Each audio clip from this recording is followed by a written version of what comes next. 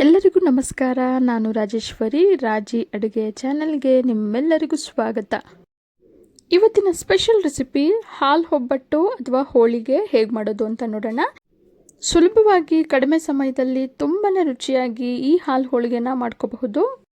Video start ಮಾಡೋಕ್ಕೂ ಮುಂಚೆ ಯಾರೆಲ್ಲ ಹೊಸದಾಗಿ ನನ್ನ ಚಾನಲ್ನ ನೋಡ್ತಿದ್ದೀರಾ ದಯವಿಟ್ಟು ರಾಜಿ ಅಡುಗೆನ ಸಬ್ಸ್ಕ್ರೈಬ್ ಮಾಡ್ಕೊಳ್ಳಿ, ಹಾಗೆ ಪಕ್ಕದಲ್ಲಿರೋ ಬೆಲ್ ಐಕಾನ್ನ ಆ್ಯಕ್ಟಿವೇಟ್ ಮಾಡ್ಕೊಳ್ಳಿ.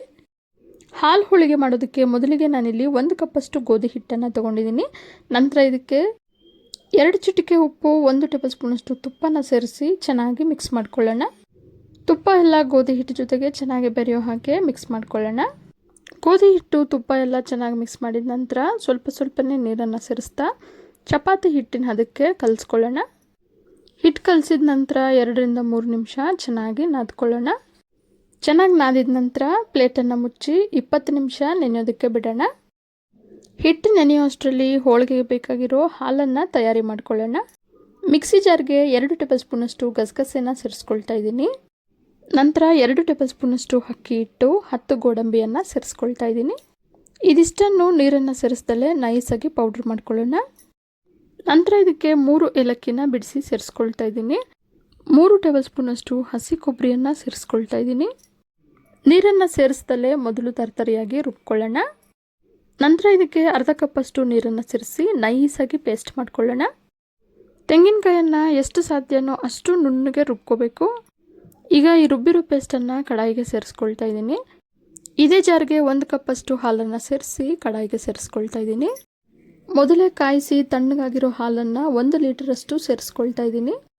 ಈಗ ಚೆನ್ನಾಗಿ ಮಿಕ್ಸ್ ಮಾಡ್ತಾ ಮೀಡಿಯಂ ಫ್ಲೇಮಲ್ಲೇ 20 ನಿಮಿಷ ಕುದಿಸ್ಕೊಳ್ಳೋಣ. ಗಸಗಸೆ, ಅಕ್ಕಿ ಹಿಟ್ಟು, ತೆಂಗಿನಕಾಯಿ, ಗೋಡಂಬಿ ಎಲ್ಲ ರುಬ್ಬಿ ಸೇರಿಸಿರೋದ್ರಿಂದ ಹಾಲನ್ನು ಕಾಯಿಸಿದಷ್ಟು ಗಟ್ಟಿ ಆಗ್ತಾ ಬರುತ್ತೆ. ಹಾಗಾಗಿ ಕನ್ಸಿಸ್ಟೆನ್ಸಿ ನೋಡಿ ನಿಮ್ಗೆ ಹೇಗೆ ಬೇಕೋ ಹಾಗೆ ಹಾಲನ್ನು ಸೇರಿಸ್ಕೋಬಹುದು. 20 ನಿಮಿಷದ ನಂತರ 1 ಕಪ್ಪಷ್ಟು ಸಕ್ಕರೆನ ಸೇರಿಸಿ ಚೆನ್ನಾಗಿ ಮಿಕ್ಸ್ ಮಾಡ್ತಾ ಮೀಡಿಯಂ ಫ್ಲೇಮಲ್ಲೇ 5 ನಿಮಿಷ ಕುದಿಸ್ಕೊಳ್ಳೋಣ. ಹೋಳಿಗೆಗೆ ಬೇಕಿರೋ ಹಾಲನ್ನು ಕಾಯಿಸ್ಬೇಕಾದ್ರೆ ಆದಷ್ಟು ದಪ್ಪ ತಳ ಇರೋ ಪಾತ್ರೆಯಲ್ಲೇ ಕಾಯಿಸ್ಕೋಬೇಕು. ಹಾಗೆ ಕಾಯಿಸ್ಬೇಕಾದ್ರೆ ಆಗಾಗ ಸೌಟಾಡಿಸ್ತಾ ತಳ ಅಂಟದೇ ಇರೋ ಹಾಗೆ ನೋಡಿಕೊಂಡು ಕಾಯಿಸ್ಕೋಬೇಕು. ಹಾಲು ಒಬ್ಬಟ್ಟಿಗೆ ಬೇಕಾಗಿರೋ ಹಾಲು ಈಗ ಸರ್ವ್ ಮಾಡೋದಕ್ಕೆ ರೆಡಿಯಾಗಿದೆ. 20 ನಿಮಿಷದ ನಂತರ ಹಿಟ್ಟು ಕೂಡ ಚೆನ್ನಾಗಿ ನೆಂದಿದೆ. ಈಗ ಮತ್ತೊಮ್ಮೆ ಇದನ್ನು 2ರಿಂದ 3 ನಿಮಿಷ ಚೆನ್ನಾಗಿ ನಾದ್ಕೊಂಡು ಸಣ್ಣ ಉಂಡೆಗಳಾಗಿ ಮಾಡ್ಕೊಳ್ಳೋಣ. ಉಂಡೆಗಳನ್ನ ಸಣ್ಣ ನಿಂಬೆಹಣ್ಣು ಗಾತ್ರದಷ್ಟು ಮಾಡ್ಕೊಳ್ತಿದ್ದೀನಿ. ಈಗ ಈ ಉಂಡೆಗೆ ಸ್ವಲ್ಪ ಹಿಟ್ಟನ್ನು ಸೇರಿಸಿ ಚಪಾತಿ ಲಟ್ಟಿಸೋ ರೀತಿಲೇ ಲಟ್ಟಿಸ್ಕೊಳ್ಳೋಣ. ಎಣ್ಣೆಗೆ ಸೇರಿಸಿ ಫ್ರೈ ಮಾಡಬೇಕಾದ್ರೆ ಪೂರಿ ಉಬ್ಬೋ ಹಾಗೆ ಉಬ್ಬಬಾರ್ದು ಅಂತೇಳಿ ಫೋರ್ಕ್ನ ಸಹಾಯದಿಂದ ಸ್ವಲ್ಪ ಈ ರೀತಿ ಹೋಲ್ಸ್ ಮಾಡ್ಕೊಳ್ತಿದ್ದೀನಿ. ಇದೇ ರೀತಿ ಮಿಕ್ಕೆಲ್ಲ ಹಿಟ್ಟನ್ನು ಚಪಾತಿ ಲಟ್ಟಿಸೋ ಹಾಗೆ ಲಟ್ಟಿಸಿ ಫೋರ್ಕ್ನ ಸಹಾಯದಿಂದ ಹೋಲ್ಸ್ ಮಾಡಿ ಇಟ್ಕೊಳ್ಳೋಣ.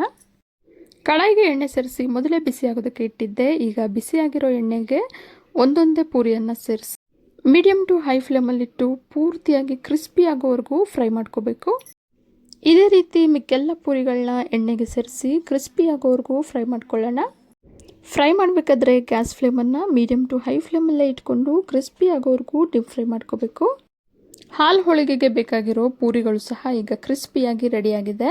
ಬನ್ನಿ ಈಗ ಸರ್ವ್ ಮಾಡ್ಕೊಳ್ಳೋಣ. ಕ್ರಿಸ್ಪಿಯಾಗಿರೋ ಪೂರಿಗಳ ಮೇಲೆ ಬಿಸಿ ಬಿಸಿಯಾದ ಹಾಲನ್ನು ಸೇರಿಸಿದ 30 ಸೆಕೆಂಡ್ಗೆಲ್ಲ ತುಂಬಾ ಸಾಫ್ಟಾಗಿ ತಿನ್ನೋದಕ್ಕೆ ತುಂಬಾ ಚೆನ್ನಾಗಿರುತ್ತೆ. ನಂತರ ಇದ್ರ ಮೇಲೆ ಸಣ್ಣ ಕೆಚ್ಚಿರೋ ಪಿಸ್ತಾನ ಸೇರಿಸಿ ಗಾರ್ನಿಷ್ ಮಾಡ್ಕೊಳ್ತಾ ಇದ್ದೀನಿ. ತುಂಬಾ ರುಚಿಯಾದ ಹಾಲು ಹೋಳಿಗೆ ಅಥವಾ ಹಾಲು ಒಬ್ಬಟ್ಟು ನಿಮಗೆಲ್ಲ ಇಷ್ಟ ಆಗಿದೆ ಅಂದ್ಕೊಂಡಿದ್ದೀನಿ. ಇಷ್ಟ ಆಗಿದರೆ ಈಗಲೇ ಒಂದು ಲೈಕ್ ಮಾಡಿ, ಹಾಗೆ ನಿಮ್ಮ ಫ್ಯಾಮಿಲಿ ಆ್ಯಂಡ್ ಫ್ರೆಂಡ್ಸ್ ಜೊತೆ ಶೇರ್ ಮಾಡಿ. ಮತ್ತಷ್ಟು ಸುಲಭ ಹಾಗೂ ರುಚಿಯಾದ ರೆಸಿಪಿಗಳಿಗೋಸ್ಕರ ರಾಜಿ ಅಡುಗೆಯನ್ನು ಸಬ್ಸ್ಕ್ರೈಬ್ ಆಗೋದನ್ನು ಮರಿಬೇಡಿ.